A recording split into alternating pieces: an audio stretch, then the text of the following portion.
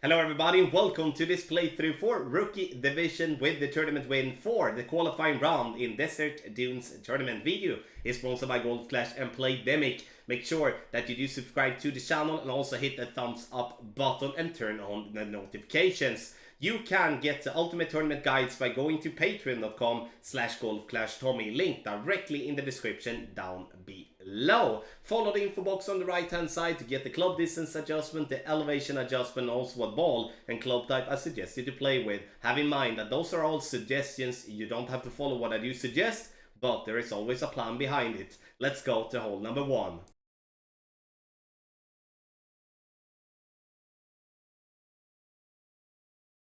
For hole number 1, we want to play with the driver that gives us the most power possible. And in my case, that is the extra mile level 6. We add 4.5 bar topspin and also 2 bars of side spin to the right, having the ball guideline going in between the 2 bunkers. Very important that you focus on the ball guideline when you're setting up your shot. Otherwise, it's very easy that you do drop into the sand either on the left or on the right. Bounces nicely here on the fairway in between the bunkers, getting ourselves up to a nice range where we are going to play a short iron in maximum distance. The short iron from maximum distance shall be played without any spin. Now obviously not having a fully developed ball guideline will be a slight disadvantage, as we do not really know where the ball guideline is now when we are aiming. I play this shot maximum distance plus 10. We could argue about the fact that we do maybe need 1 or 2 extra decimals to this shot, but again, it's impossible to say when we do not know exactly where the ball guideline is. So I would continue to play this one maximum distance plus 10, trying to aim this shot with the ball guideline pointing towards the pin. If having a thorn level 7 or below, make sure to leave the ball guideline short, as I do demonstrate on the video, as you otherwise will come in too hot. Having a good ball guideline once again, meaning thorn level 8 or better, have a massive advantage towards the rest of the players playing on hole number 1.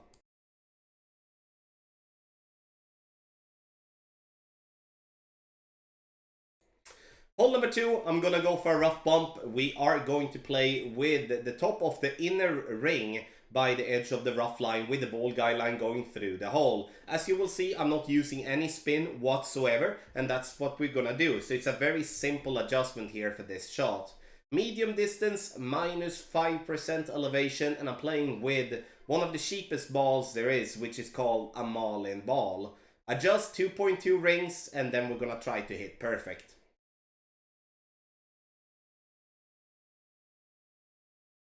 Perfect ball is what we are getting and what we are looking for. Bouncing lovely into the rough, and we love the camera angle when it zooms out a little bit. Right at pin for a beautiful hole-in-one here on hole number 2. And I would just have to say, a great left and a great right will have no problem still clipping the rough, so you don't have to be nervous about that.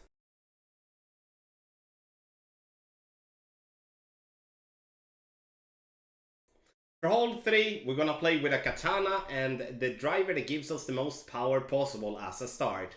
4.5 bar topspin, 3 bars of side spin to the right, and you can see that we have 2/3 of the red ring inside the rough to the right. Adjust max with no elevation, and then we're gonna take the shot without any overpower or underpower whatsoever here. Bounces nicely onto the rough, we're getting it over the rough, and we're gonna land a decent bit away from the bunker, but still in range to play for the funnel. Second shot, I'm gonna play this one in between the medium and maximum distance of my club. Very important here now, when we do have a flat crosswind, to have the ball guideline go through the hole. Now I'm inside the funnel, but the ball guideline is not through the hole. And you're gonna notice why this is so important when it's time to take the, or like when you see the end result. So minus 10% is the elevation here. We're looking to have the ball to roll into the funnel. A great left and a perfect should be fine, but a great right as I'm hitting here, then that's not going to be fine, unfortunately. So great left and a perfect, we have room to play, but a great ball to the right will not be sufficient. You see here that the ball comes down there though, but a little bit short, a little bit right, so we do definitely need to hit perfect first and foremost, but also leave the ball guideline slightly through the hole so you prevent yourself from going short. and an extremely good chance making a draw. Play for the funnel. Don't try to go as far as possible with the drive and try to juggle around with a long iron. That is not the play in my opinion. Play the rough bump, play for the funnel.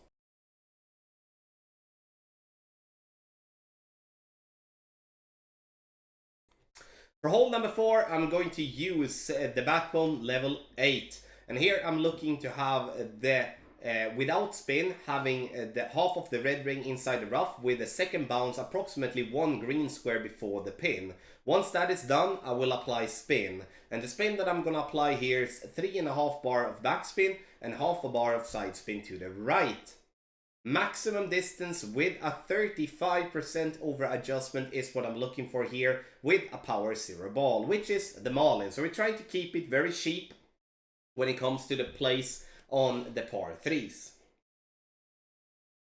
Unfortunately, a great left, which is absolutely terrible, and the ball bounces on the fairway and misses basically what a great left with a backbone would do. So a perfect ball here would have been extremely close and very good chance. I would say this is the toughest of the par 3s that we are playing in Rookie Division. And play with a backbone, give yourself a nice chance with a Marlin. Don't spend any of the better balls, there is no use for that.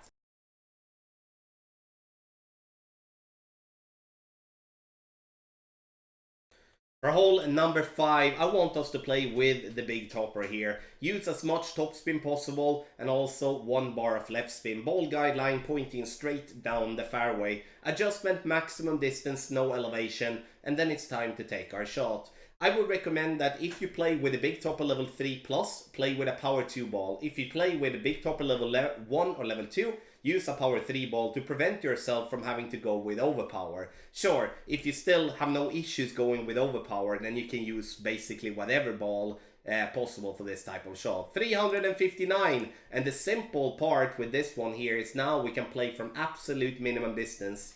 Pull back your target into absolute minimum distance, add half a bar of backspin, leave the ball guideline short as this ball will otherwise come in too hot as we do not have a fully developed ball guideline. Adjustment here now is minimum distance with a 10% over adjustment, which is 0.8 rings. Unfortunately, I make a really bad shot and hit a bad great right, and this one will miss a lot to the right. So the thing that you need to do is obviously hit perfect, and this one is gonna drop all the time. So everything with the play is super duper solid. Make sure to execute the second shot a little bit better than what I did here in the video example.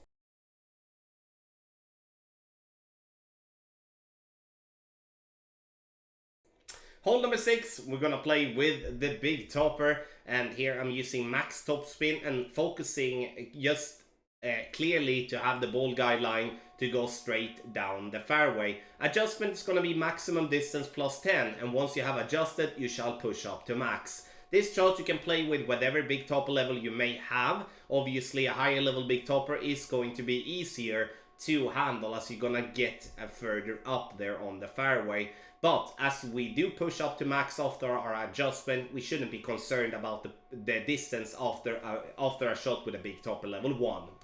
Now, second shot, we're gonna play with the big dog or the Cataclysm, depending on what type of wood club of them that you do have the highest level. 5 bars of top spin, I'm gonna use 1 bar of left spin. My only plan here is to rough bump this ball down towards the pin and just take the eagle. Because honestly, we do not have the clubs to play the shot that I do want here. And of course, if I would be playing with a sniper level 10, I could have gone with sniper level 10 this time. But make sure that you always have the power by playing with the big dog or the Cataclysm here. And make sure that you do get it down there and take the eagle. Hole number 6, I would say this is a boring hole, as again the Albatross chance is pretty slim. But again, playing with lower level clubs is a clear disadvantage on this hole compared to those that do have higher level clubs, because playing with a sniper with a good ball guideline towards the pin is definitely extremely helpful.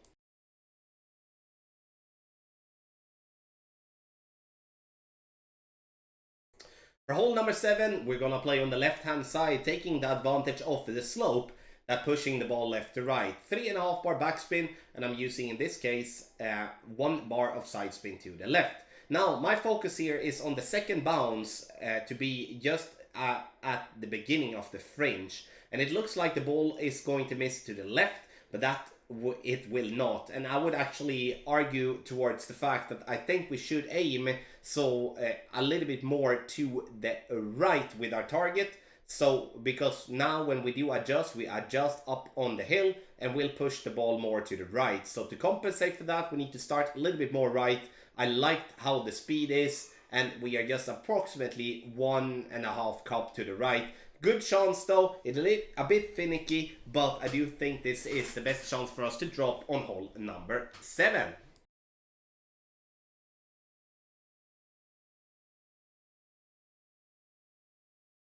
For hole number 8, we're gonna go for green, and we are gonna play with a power 5 ball. It's very rarely that I do suggest to play with a power 5 ball from front tee, but here I do feel that there is such an enormous value to do so, and that's why I want to demonstrate that shot in this playthrough. Add as much topspin possible combined with 2 bars of side spin to the right. Those of you that have the possibility to play more than 7 bars of topspin, please don't. So even if I say maximum topspin here, I'm more directed towards if you have 7 bars of topspin or less. We do want to get the ball to green or very close to green to have a wedge towards the pin. Max plus 10, push up to max, max overpower is the play. Second shot, we're gonna play with a wedge. I play without any spin here with my skewer. And make sure to leave the ball guideline short, which is once again a very valuable lesson when we are attacking the pin like this, as the ball will come in a bit hot even though we leave the ball guideline short. You will see it here in the example when I do hit perfect here. So power 5 ball is definitely a massive advantage. Those of you having a good amount of topspin, meaning 6 bars plus, will have a massive advantage as well. So unfortunately, big boy clubs and big boy balls does have an advantage here, but there is massive value in showing this one with a power 5 ball, which you can win for free in the golden shot.